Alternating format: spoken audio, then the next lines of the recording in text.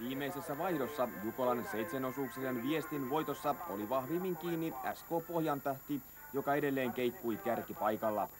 Timo Karppinen lähettää Teuvo Heimosen osuudelle minuutti 13 sekunnin johtoaseman turvin. Mutta Jukolan kokemukset osoittavat, että voittoa on turha jakaa ennen kuin loppusuora on juostu maaliin. Toisena viimeisen osuuden taisteluun starttaa Delta.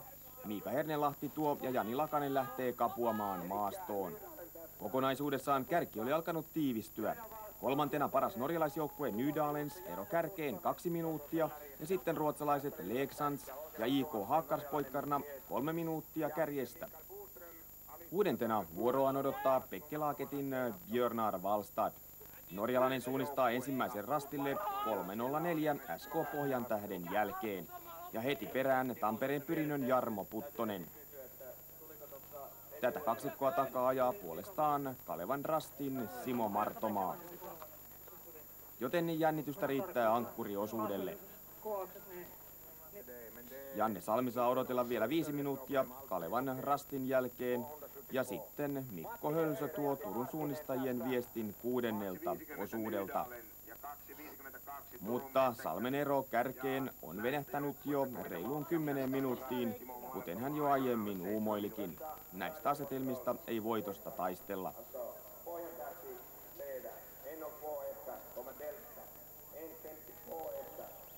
Veljekset ovat olleet yli 6,5 tuntia 80 kilometrin taipaleellaan.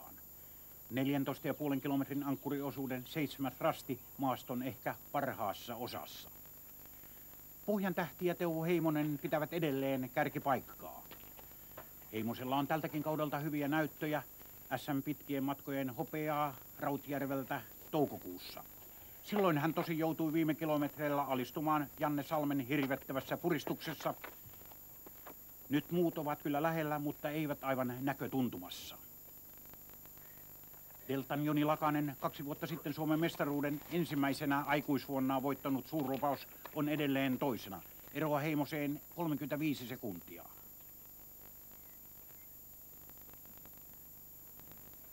Kuluu minuutti ja taka-ajajat lähestyvät. Kärjessä tuore pohjoismainen mestari Pekkelaaketin Björnar Wallstad. Heti perässä Kalevan Rastin Simo Martomaa, Tampereen Pyrinnön Jarmo Puttonen. Jukola voittaja 95, nyt Nydalenin väreissä Karhenik Björset, Nikolas Jonasson Leksand, Matias Karlsson Haakkarspoikkarna ja letkan viimeisenä Manu Mutka Turun metsän kävijät.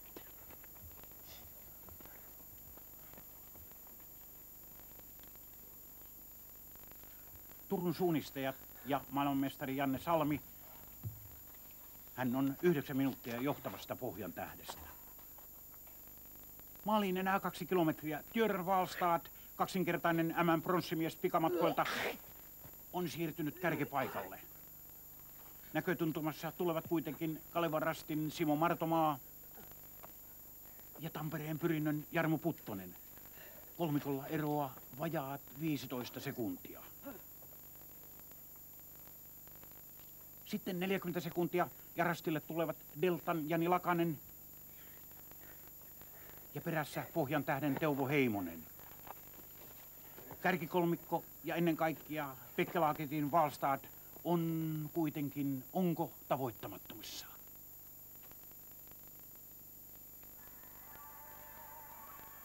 Louhoksen reunalta alas juoksee ensimmäisenä Pekkelaaketin edustusasussa Björnar Wallstad. Maalialueella norjalaisriemu on jo valloillaan.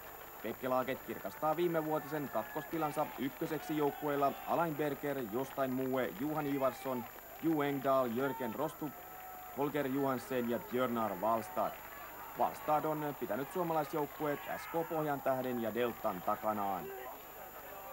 Toiseksi kirii oululaisen SK Pohjantähden Teuvo Heimonen, jolle Deltan Jani Lakanen häviää sekunnin.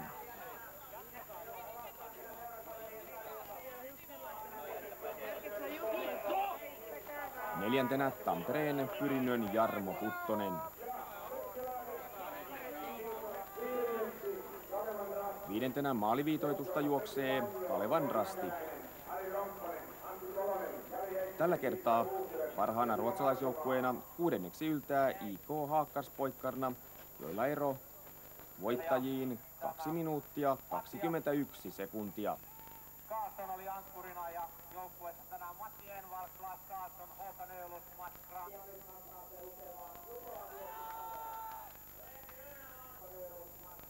Turun suunnistajat sijoittuu 16 ja häviää voittoisalle norjalaisseitsikolle 11 minuuttia.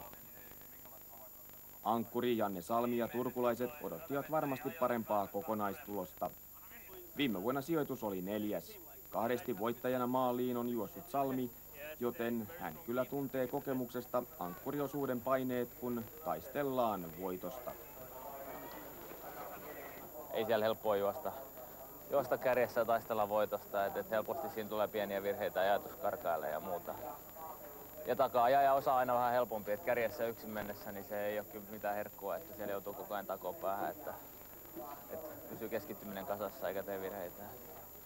Se kai tässä meidän nyt ongelma on, että liian moni meidän porukassa on sen unelman jo saavuttanut eikä oikein potkua, että sitten tulee tämmöisiä keskinkertaisia suorituksia just, että nyt pitää